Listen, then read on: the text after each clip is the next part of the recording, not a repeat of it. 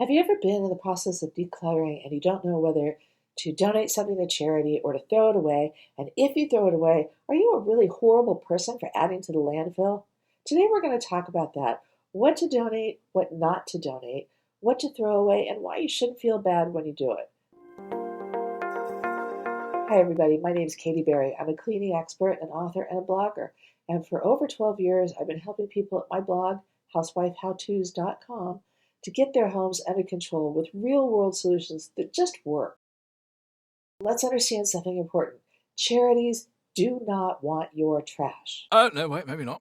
They're places that exist to take your gently used, good condition items, sell them on, and use that money to support the communities that they assist. They do not exist to take your trash. Charities shops like that are not in the repair business, the tailoring business, the painting business, the dry cleaning business. So if you give them something that's not in good condition, it's just going to end up in the landfill anyway. What's not good enough to donate?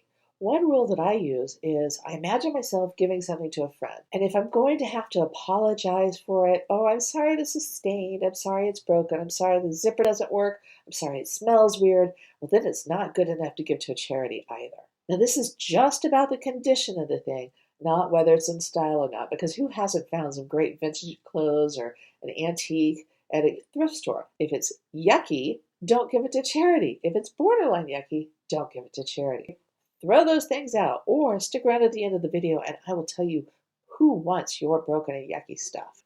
Now, there's another time that it's okay to throw things away, and that's simply if you're dealing with a physical or mental health issue or you're just overwhelmed and getting things to a charity shop is acting as a barrier to getting your home under control and that would make you feel better, then it's okay. You could throw things out. You're still a good person. And taking care of yourself at that point, that's the most important thing.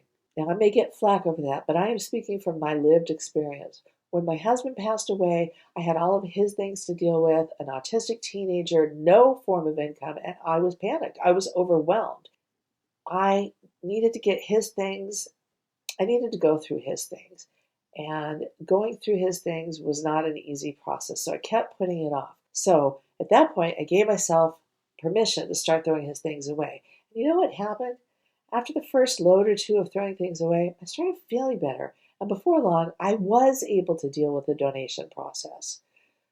But that couldn't have happened if somebody had made me feel guilty for doing what I needed to do. It's okay sometimes to throw things away if that's what it takes. It's not okay to make people feel bad for making the choice of putting their mental health first.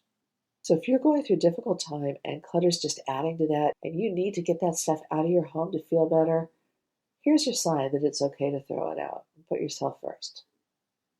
And now for that bonus, people in places that want your trash. But first, I want you to hit subscribe so you're automatically notified anytime I come out with new content. And I'm planning on coming out with a lot. So let's get back to dealing with your trash. Ratty sheets and stained towels are two things that charity centers do not want. But you know who does want them? Veterinarians and animal shelters. They use them to clean up after animals, but also as bedding for the shelter pets. And isn't that a great way to turn your old linens into something that can provide comfort for a cute little animal?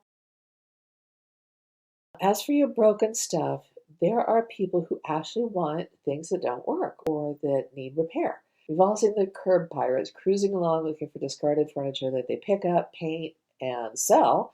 Well, there's people who do that with other items too. In fact, there's this whole cottage industry of people who are making a great living at taking things that are broken, fixing them or turning them into art, and then selling them on. But, and this is important, you are not one of those people.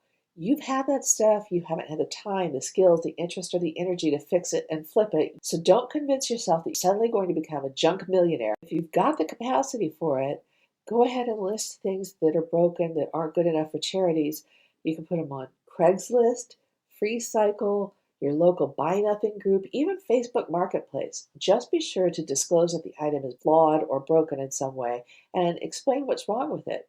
For most of those places, you don't even have to interact with people. You can just put something on your front step or your curb and they'll come pick it up, which is great if you're a hardcore introvert like me. All right, now if you learned something new today, Or if you just want to make my day, go ahead and hit that like button.